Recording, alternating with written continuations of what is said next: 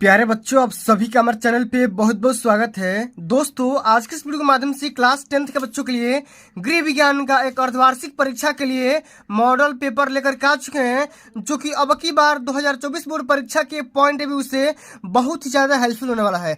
बहुत सारे स्कूल में, कॉलेज में अब अर्धवार्षिक परीक्षा होना स्टार्ट हो गया है, तो मैं आप सभी के लिए गृह विज्ञान का अर्धवार्षिक परीक्षा का एक नया वायरल मॉडल पेपर लेकर के आ चुका हूं। और अब की बार अर्धवार्षिक परीक्षा 2024 के लिए जो भी पेपर बनेगा बिल्कुल ऐसा ही पेपर आएगा, इससे बाहर नहीं आएगा। ठीक है। और बच्चों, ये वीडियो उन विद्यार्थियों के लिए खास होने वाली है जो कि अब की बार 2024 बोर्ड परीक्षा में वार्षिक परीक्षा देने वाले हैं। ठीक है। साथ ही साथ दोस्तों, इस वीडियो के माध्यम से मैं आप सभी को यही बताने वाला हूँ कि बोर्ड परीक्षा 2024 में गृह विज्ञान की कॉपी कैसे लिखोगे कि आपका एक भी नंबर ना कटे और आप बोर्ड के पेपर में टॉपर बन सकते हो। ठीक है। बिल्कुल टॉपर की तरह मैं कॉपियां लेकर के आया हूं, और टॉपर बिल्कुल ऐसा ही कॉपियां बोर्ड की परीक्षा में कॉपी लिखते हैं। ठीक है।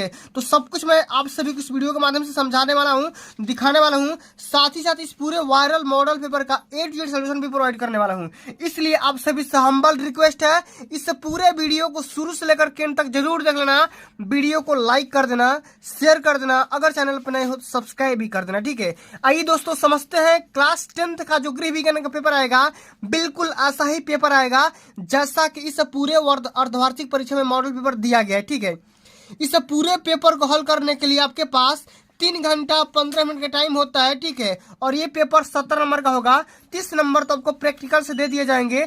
लेकिन एक बात और समझिएगा, ये जो पेपर होगा केवल बालिकाओं के लिए होगा और इसमें केवल प्रश्न पत्र होगा, प्रैक्टिकल की इसमें कहीं भी जिक्र नहीं किया जाएगा। ठीक है। यहाँ पे सबसे पहले दोस्तों निर्देश को समझते हैं कि प्रारंभ के 15 मिनट परीक्षार्थियों को प्रश्न पत्र पढ़ने के लिए निर्धारित है। ठीक है। यानी कि शुरुआती में जो भी आपके 15 मिनट मिलेंगे, ठीक है, उसमें पेपर को पढ़ना है और कौन सा क्वेश्चन आ रहा है, कौन सा क्वेश्चन नहीं आ रहा है, समझ करके उसी के अकॉर्डिंग आपको पेपर को सॉल्व करना है। ठीक है।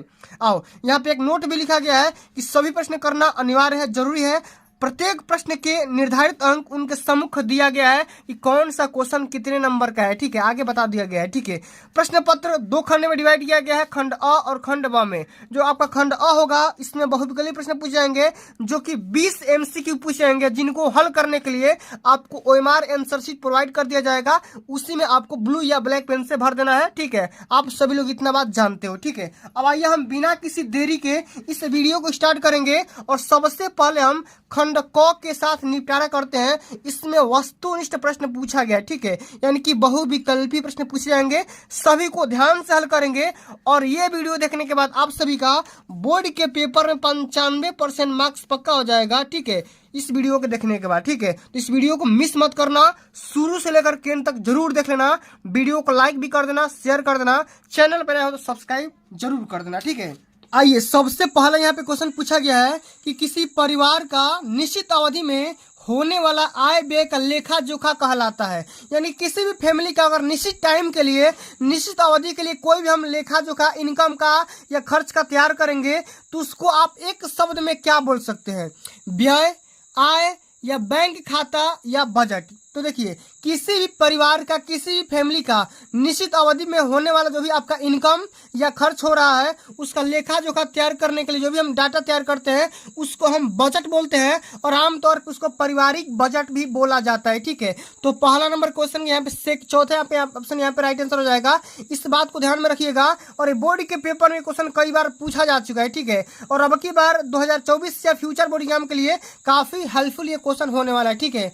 अगला क्वेश्चन हमारा पूछा गया है, इससे भी ज्यादा इंपॉर्टेंट है कि संचयी का जमा खाता किसके लिए महत्वपूर्ण है ये बताना है। वृद्धों के लिए यानी कि बूढ़ों के लिए, स्कूली बच्चों के लिए, या नौकरी करने वालों के लिए, या श्रमिक वर्ग के लोगों के लिए। ठीक है। तो संचयी का जमा खाता ये दोस्तों इंपॉर्टेंट होता है जो भी बच्चे स्कूल में पढ़ाई करते हैं उनके लिए। यहाँ पे हो जाएगा स्कूली वाले बच्चों के लिए। सेकेंड ऑप्शन यहाँ पे बिल्कुल राइट आंसर हो जाएगा। ठीक है। अगला यहाँ पे हमारा से यहाँ पे गृह गणित क्वेश्चन पूछा जा चुका है कि एक गिलास जूस का दाम 12.5 रुपया है। कितना? 12.50 रुपया है। तो 7 गिलास जूस का दाम बताइए। इस क्वेश्चन को आप कैसे हल करोगे? आपको करना क्या है कि आप 12.5 में, मतलब यानी 12.50 में 7 से गुणा कर दो। ये हो जाएगा 7 0 0 7 5 35 के 5, ठीक है, हासिल यहाँ पे 3 हो जाएगा, और 12 7 84, और 84 3 87 हो जाएगा, और दशमलव आसान यहाँ पे 2 आसान पे लग जाएगा, तो 87.5 रुपया निकल करके आ जाएगा। यानी कहने का सेंस यहाँ पे ये है कि चौथा ऑप्शन हमारा बिल्कुल यहाँ पे राइट आंसर हो जाएगा, ठीक है। इस क्वेश्चन को ध्यान में रखना, और ये क्वेश्चन बोर्ड के पेपर में ऑलरेडी कई बार पूछा जा चुका है, ठीक है। चलो अगला क्वेश्चन हमारा पूछा गया बच्चा कि मासिक बजट बनाना क्यों जरूरी है, क्यों आवश्यक है, ठीक है। मासिक बजट हम क्यों बनाते हैं?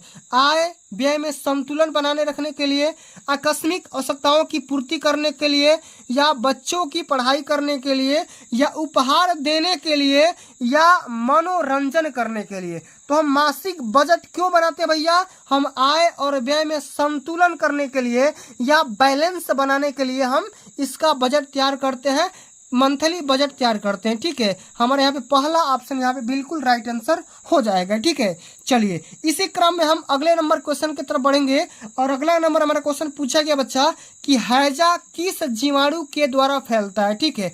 हैजा किसके द्वारा फैलता है? B Brio Kaleri, salmonella typhi, ठीक है, या क्लस्ट्रिडियम, ठीक है, टीटेनी, या एंड अमीबा हिस्टोलिटिका, ठीक है। तो हैजा किसके वजह से फैलता है? ये फैलता है दोस्तों बी ब्रियो कालेरी के द्वारा। ऑप्शन नंबर हमारा पहला ही यहाँ पे राइट आंसर हो जाएगा, ठीक है। जितना क्वेश्चन बता रहा हूँ सभी क्वेश्चन का आप ध्यान से देख लो, क्योंकि यही सब सारे क्वेश्चन बोर्ड के पेपर में छपते हैं, और मैंने आप सभी को इस वीडियो के माध्यम से बताऊंगा कि बोर्ड में कापियां कैसे लिखना है, किस प्रकार लिखना है, और किस तरीके से लिखोगे कि आपका 70 में 70 पाने का टारगेट इच्छा पूरा हो सकेगा, ठीक है। वो मैं एंड में बता दूंगा, इसके लिए परेशान मत होना, ठीक है। चलिए आगे देखते हैं। अगला हमारा क्वेश्चन पूछा गया है कि पर्यावरण प्रदूषण होता है, ठीक है, ठीक है, किसके वजह से होता है? जनसंख्या वृद्धि की वजह से, आधुनिकीकरण की वजह से, या सामाजिक रीति रिवाज की वजह से होता है, क्या इन सभी कारणों की वजह से होती है? तो पर्यावरण प्रदूषण का जो मेन रीजन होता है, सभी यहाँ पे सही हो जाएगा, इन सभी के लिए हो जाएगा। चौथा ऑप्शन यहाँ पे राइट आंसर हो जाएगा, क्योंकि जो हमारा पर्यावरण प्रदूषित होता है वो जनसंख्या भी इसका जिम्मा ले सकता है, ठीक है, इसके वजह से भी होता है, आधुनिकीकरण के वजह से भी होता है, और सामाजिक रीति रिवाज के भी वजह से ये ऐसा होता है, ठीक है। चलो अगला क्वेश्चन पूछा गया है कि कौन सी बजट की मुख्य मद नहीं है, माने ऐसा कौन सा ऑप्शन है जो कि मुख्य मद नहीं है, किसका? बजट का, ठीक है। जो भी हम पारिवारिक बजट बनाते हैं उसका मेन मद, ठीक है, मुख्य मद कौन सा नहीं हो सकता है? भोजन, शिक्षा, मकान या वस्त्र, या फैशन, या दुकान, ठीक है। तो मुख्य मद नहीं हो सकता है बजट का, ये फैशन या दुकान नहीं हो सकता है, ठीक है, क्योंकि हमारा जो बजट बनाते हैं इसमें हम फैशन या दुकान को नहीं शामिल करते हैं, बल्कि ठीक है भोजन का, शिक्षा का और वस्त्र का हम शामिल कर सकते हैं, लेकिन फैशनदारी का हम काम नहीं कर सकते हैं, ये हमारे बजट में शामिल नहीं होता है, ठीक है। चलो अगला क्वेश्चन हमारा पूछा गया है कि 5 किलोग्राम में कितने ग्राम होते हैं? 5 किलोग्राम में 500 ग्राम, 5000 ग्राम, 200 ग्राम, 2000 ग्राम, या 7000 ग्राम। तो 5 किलोग्राम में देखो दोस्तों, एक बार ध्यान से समझो कि 1 किलोग्राम में, 1 केजी में 1000 ग्राम होता है। कितना? 1000 ग्राम होता है। यही आपसे पूछा गया है कि 5 किलोग्राम में कितना होगा, तो 1000 से 5 में गुणा कर दो, 5000 ग्राम हो जाएगा, ठीक है। यानी कि दूसरा ऑप्शन यहाँ पे राइट आंसर हो जाएगा, ठीक है। चलो आगे बढ़ जाते हैं। अगला हमारा क्वेश्चन पूछा गया है कि कोयला जलने से कौन सी गैस बनती है, ठीक है, कार्बन डाइऑक्साइड, नाइट्रोजन, ऑक्सीजन या ओजोन। तो कोयला जलाने की वजह से, कोयला जलने की वजह से कार्बन डाइऑक्साइड गैस प्रोड्यूस होती है, यानी कि पहला ही ऑप्शन यहाँ पे सत्य हो जाएगा, ठीक है। जितना क्वेश्चन बता रहा हूँ सभी अभी अपने नोटबुक में नोट कर लो, क्योंकि अब की बार बोर्ड के पेपर में यही क्वेश्चन छपने वाले हैं बाबू, ठीक है। चलो आगे बढ़ जाते हैं कि राष्ट्रीय बचत पत्र किसकी योजना है? बैंक की, जीवन बीमा निगम की, ठीक है, डाक खाने की, या इनमें से कोई नहीं। तो राष्ट्रीय बचत पत्र किसकी योजना है? तो यह है दोस्तों डाक खाने की। यहाँ पे तीसरा ऑप्शन यहाँ पे राइट आंसर हो जाएगा।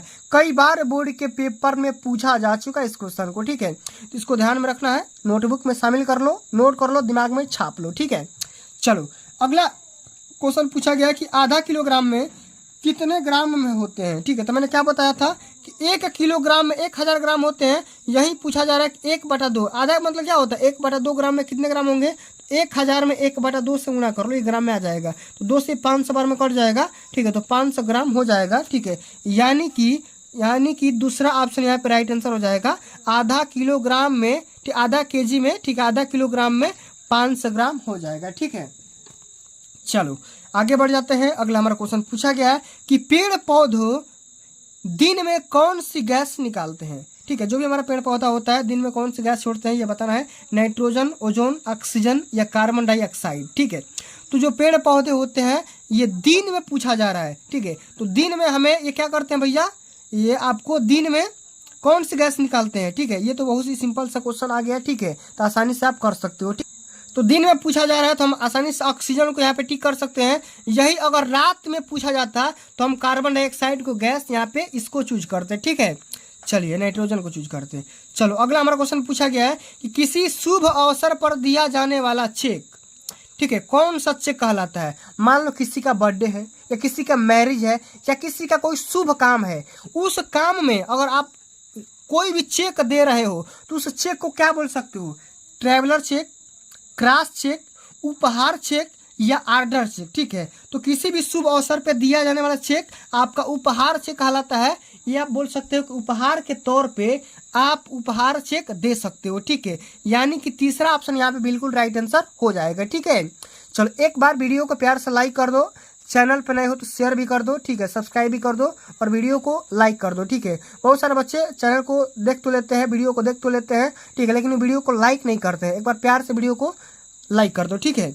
चलो अगला क्वेश्चन पूछा गया है कि लंबाई मापने की इकाई क्या होती है, सेंटीमीटर, मीटर, ग्राम, किलोग्राम, लीटर, मिलीलीटर या इनमें से कोई नहीं। तो लंबाई मापने के जो यूनिट होती है, इकाई होती है, वो सेंटीमीटर या मीटर हो सकती है, ग्राम और किलोग्राम में हम वजन मापते हैं, और लीटर या मिलीलीटर में हम किसी भी चीज़ का आयतन मापते हैं, ठीक है, इस बात को ध्यान में रखना है। अगला क्वेश्चन पूछा गया 8 मार्च को कौन सा दिन मनाया जाता है, अंतर्राष्ट्रीय दिवस मनाया जाता है कि बाल विकास दिवस मनाया जाता है कि पृथ्वी दिवस मनाया जाता है कि पर्यावरण दिवस मनाया जाता है। तो 8 मार्च को दोस्तों अंतर्राष्ट्रीय महिला दिवस मनाया जाता है, ठीक है, यानी कि पहला ही ऑप्शन हमारा सत्य हो जाएगा, इस बात को ध्यान में रखना है, ठीक है।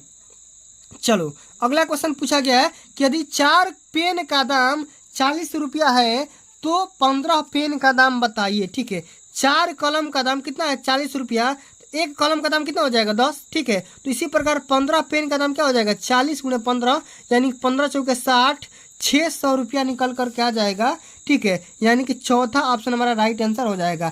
4 कलम का दाम कितना हुआ 40, तो एक कलम का निकालोगे तो 4 से भाग कर दोगे, एक कलम का दाम निकल कर क्या जाएगा 10 रुपया, ठीक है।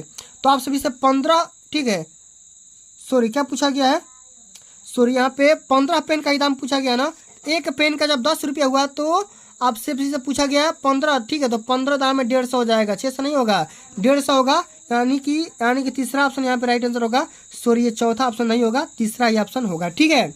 चलो अगला हमारा क्वेश्चन पूछा गया कि किसान विकास पत्र किसकी योजना है, जीवन बीमा की, डाक खाने की, बैंक की या इनमें से कोई नहीं, ठीक है। तो देखो किसान विकास पत्र किसकी योजना है, तो इस क्वेश्चन को मैंने कई बार करवा रखा है, ठीक है। इसको देखने के लिए दिए गए डिस्क्रिप्शन पे आप लोग लिंक को क्या करना है, उसको आप फॉलो कर लो, वहीं पे इसका लिंक मिल जाएगा, आसानी से देख लेना। और भी मैंने बहुत सारा वीडियो बना रखा है, ठीक है, कई बार मैंने बता दिया है। इसको कमेंट बॉक्स में कमेंट करके बताओ, ठीक है, अगर आप जानते हो तो इसको कमेंट बॉक्स में कमेंट करके बताओ कि किसान विकास पत्र किसकी योजना थी, जीवन बीमा की या डाक खाने की या बैंक की, जल्दी से बता देना, ठीक है।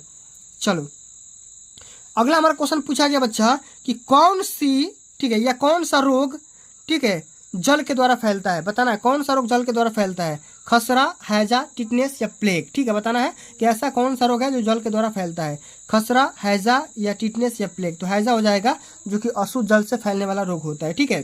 चलो अगला क्वेश्चन हमारा पूछा गया है कि ऑक्सीजन कहाँ से प्राप्त होती है, बंद कमरे से, पेड़ पौधे से, नालियों से या खनिज से। तो ऑक्सीजन हमें पेड़ पौधों से प्राप्त होता है, इसलिए सरकार पेड़ लगाओ, ठीक है, इस पे जोर दे रही है, ठीक है। तो यहाँ पे सेकंड ऑप्शन राइट आंसर होगा। अगला क्वेश्चन पूछा गया है कि हैजा रोग फैलने का माध्यम क्या होता है, माने कैसे हैजा रोग फैलता है, रोगी व्यक्ति से, खांसने व छींकने से, या दूषित भोजन व जल से, या मच्छर के काटने से। तो हैजा रोग क्या मैंने बताया अशुद्ध जल से फैलने वाला रोग होता है, तीसरा का ऑप्शन यहाँ पे राइट आंसर हो जाएगा, ठीक है। अब चलिए दोस्तों, मैं आप सभी को ये बता दे रहा हूँ कि बोर्ड परीक्षा में, ठीक है, आप लोग कॉपी कैसे लिखोगे। ठीक है, बहुत सारे बच्चों का ये कमेंट आता है, ठीक है, वो जानना चाहते हैं लेकिन उनको आइडिया नहीं मिल पाता है। ठीक है, उनको कॉपी कैसे लिखना है। ठीक है, इस बात को समझ लेते हैं। कई बार हमने इसको सोल्यूशन भी अपलोड कर दिया है। ठीक है, क्लास 10th होम साइंस का प्लेलिस्ट में जाओगे, इसका फुल सोल्यूशन मिल जाएगा। ठीक है, सबसे पहले यहाँ पे खंड बस स्टार्ट होगा। खंड और तो आपके MCQ होता है, खंड बस स्टार्ट होगा। यहाँ खंड ब लिखोगे, अति लघु उत्तरीय प्रश्न लिखोगे, यहाँ पे प्रश्न उत्तर संख्या 21 लगा दोगे और जो यहाँ पे क्वेश्चन पूछा जा रहा है उस क्वेश्चन यहाँ पे हेडिंग लगाओगे। ठीक है, आराम से बढ़िया से हेडिंग लिख दोगे। पहले का जो अति लघु उत्तरीय जो प्रश्न होता है 25 शब्द में लिखना होता है। ठीक है, इसी प्रकार आप सभी लोग को यहाँ पे लघु उत्तरीय करना होता है जो कि 50 शब्द में करना होता है। ठीक है, इसी प्रकार आपको करना होता है। और इसी प्रकार अगर आप दीर्घ उत्तरीय प्रश्न कर रहे हो तो इसको 100 शब्द के अंतर्गत करना होता है। इस बात को ध्यान में रखना है। और इसी प्रकार आप सभी को बोर्ड के पेपर में कॉपियाँ लिखना है। और बोर्ड की कॉपियाँ लिखते समय आपको ओवर राइटिंग नहीं करना है, काटा पीटी नहीं करना है, कहीं ओवर राइटिंग नहीं करना है और ब्लू या ब्लैक पेन का इस्तेमाल करना है